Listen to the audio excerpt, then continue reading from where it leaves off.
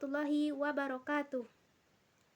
Baiklah, kami dari kelompok 5 Biofisika yang beranggotakan saya sendiri, Yoza Yulia Putri, NIM 1914080007, dan rekan saya Konia Nafila dengan NIM 1914080019, dan Fadila Wahyuni dengan NIM 1914080020.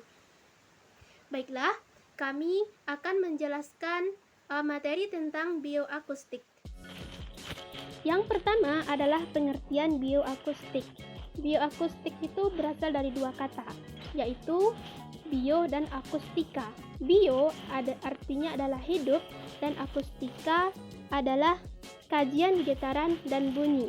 Maka dapat diambil kesimpulannya bahwasanya bioakustik adalah ilmu yang menggabungkan biologi dan akustik yang biasanya menunjuk pada penelitian mengenai produksi suara, dispersi melalui media elastis, dan penerimaan pada hewan termasuk manusia.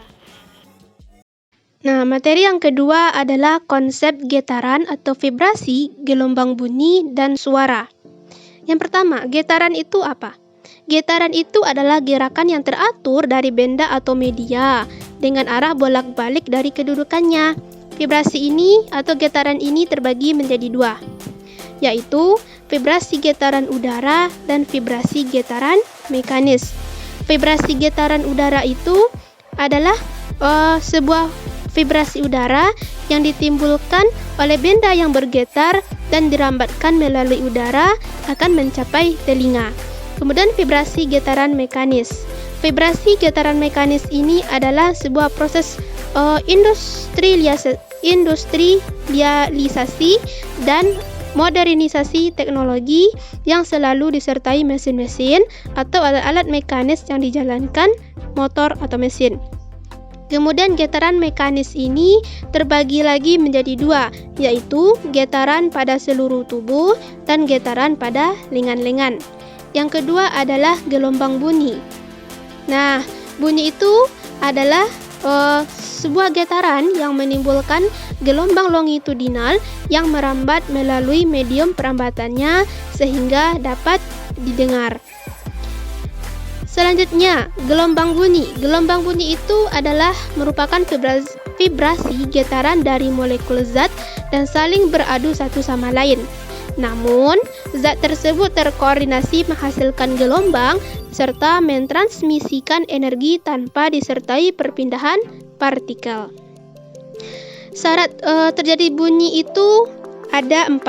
Yang pertama, ada sumber bunyi yang bergetar. Kemudian ada zat perantara yang merambat gelombang bunyi dari sumber ke telinga.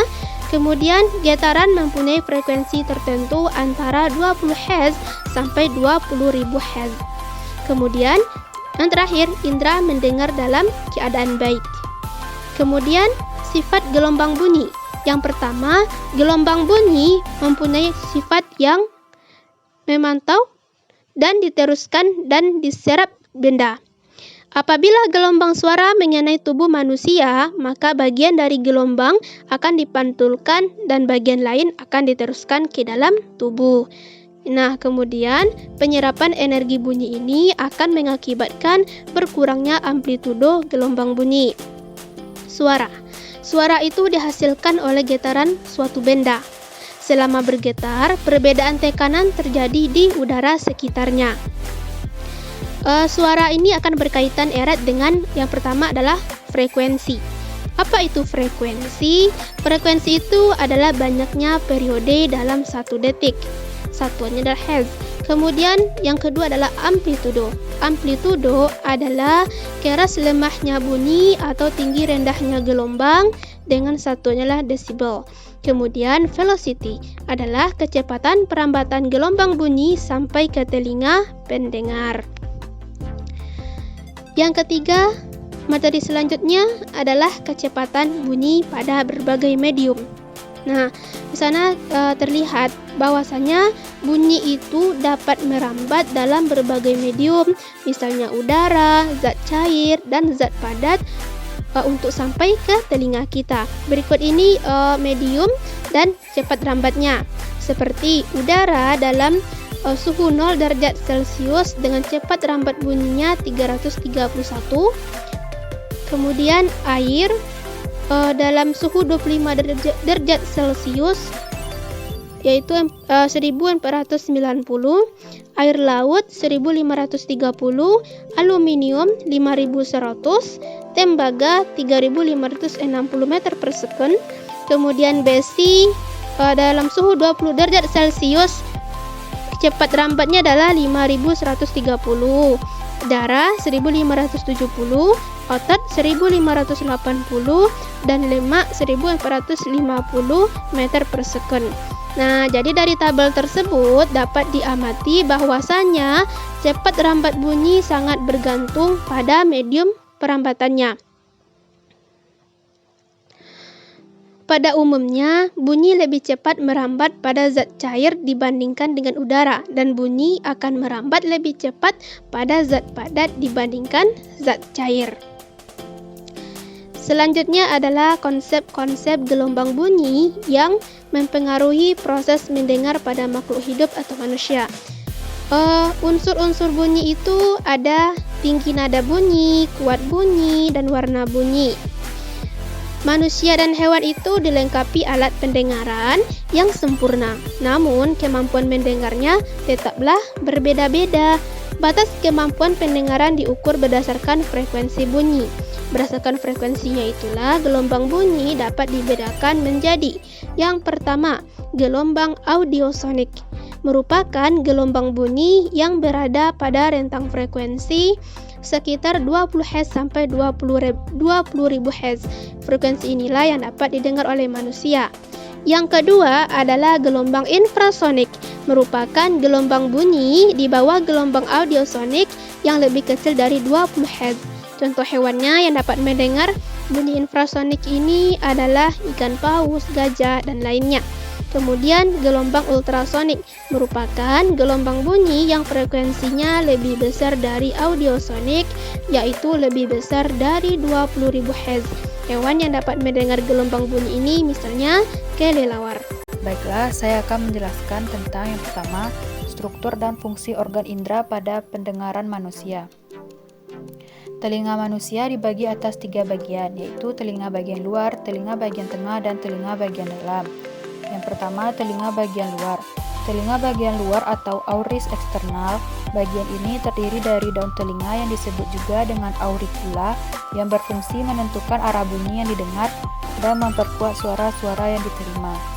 Fungsi ini dilakukan karena daun telinga mempunyai bentuk seperti corong dan terdapat tonjolan-tonjolan yang terdiri dari tulang rawan yang dilapisi. Telinga ini juga terdiri dari liang telinga luar atau meatus acoustricus externus yang berfungsi menghantarkan getaran suara dan mempertahankan kelembaban suhu dari udara yang masuk.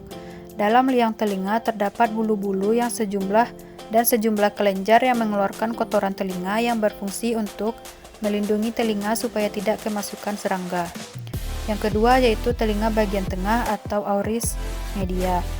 Telinga tengah berupa rongga kecil yang berisi udara terletak di dalam tulang temporal dan dindingnya dilapisi oleh sel epitel. Antara auris eksternal dan auris media dibatasi oleh gendang pendengaran yang dinamakan dengan membran timpani. Membran timpani ini membatasi suatu ruangan bagian tengah yang disebut dengan cavum timpani, dan di dalamnya terdapat tulang pendengaran yang terdiri dari malleus, incus, dan stapes. Ketiga tulang pendengaran ini saling berhubungan sehingga getaran bunyi yang dapat dihantarkan dari gendang pendengaran ke telinga bagian dalam.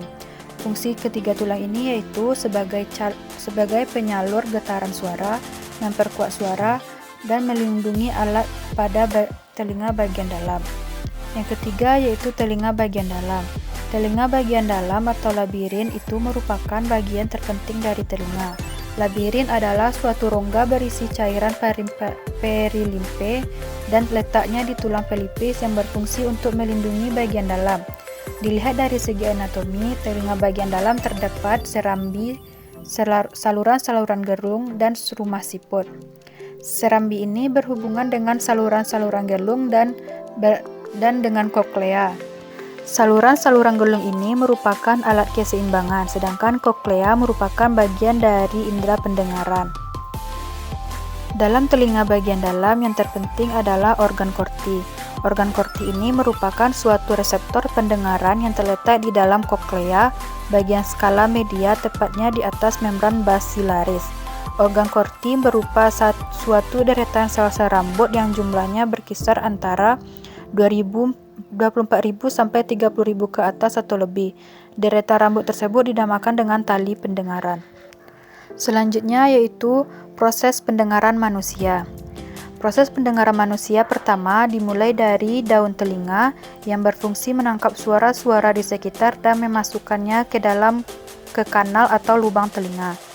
Proses kedua, suara yang masuk melalui lubang telinga diterima oleh gendang telinga yang berakibat bergetarnya 3 tulang pendengaran, yaitu malleus, incus, dan stapes. Kemudian menyalurkannya ke koklea. Proses ketiga di dalam koklea atau rumah siput terdapat hair cell yang bergetar akibat suara, dan getarannya menghasilkan getaran listrik yang dihasilkan dari energi kinestetik, sehingga aliran listrik itu menjadikan sinyal yang menyalurkan ke otak yang dialiri oleh syaraf pendengaran, untuk selanjutnya otak yang bekerja mengartikan semua suara-suara yang masuk tadi. Selanjutnya yaitu proses kerja alat bantu dengar untuk gangguan pendengaran pada manusia. Alat bantu dengar merupakan suatu alat akustik listrik yang dapat digunakan oleh manusia dengan gangguan fungsi pendengaran pada telinga. Alat ini dapat dipasang pada bagian dalam telinga manusia ataupun pada bagian sekitar telinga. Alat bantu dengar tersebut dibuat untuk memperkuat rangsangan bagian-bagian sel-sel sensorik telinga bagian dalam yang rusak terhadap rangsangan suara dan bunyi-bunyian dari luar. Alat bantu dengar memiliki 3 bagian, yaitu mikrofon, amplifier, dan speaker. Alat bantu pendengaran menerima suara melalui mikrofon yang mengubah suara menjadi sinyal listrik dan mengirimnya ke amplifier. Penguat suara kemudian meningkatkan kekuatan sinyal dan kemudian mengirimkannya ke telinga melalui speaker. Baiklah, saya akan menjelaskan materi yang pertama, yaitu fungsi telinga dalam menjaga keseimbangan tubuh makhluk hidup. Pada telinga dalam terdapat bagian berbentuk semi lingkaran berisi cairan endolimfa dan sensor gerakan yang menyerupai rambut-rambut halus. Bagian ini dikenal sebagai kanalis semisirkularis. Fungsi telinga dalam memang jarang disadari, padahal fungsi telinga dalam dapat dikatakan merupakan kunci dari indera pendengar dan fungsi keseimbangan tubuh. Karena ukuran yang kecil memang tidak bisa melihatnya secara langsung karena letaknya yang dalam. Selanjutnya yaitu sistem sensor ekolokasi pada lumba-lumba, gajah, dan kelelawar. Lumba-lumba. Salah satu keunikan lumba-lumba yang diadopsi manusia adalah sistem komunikasinya. Mamalia laut ini memiliki sistem komunikasi yang menggunakan suara sonar. Sistem ini digunakan oleh lumba-lumba sebagai alat navigasi yang disebut ekolokasi.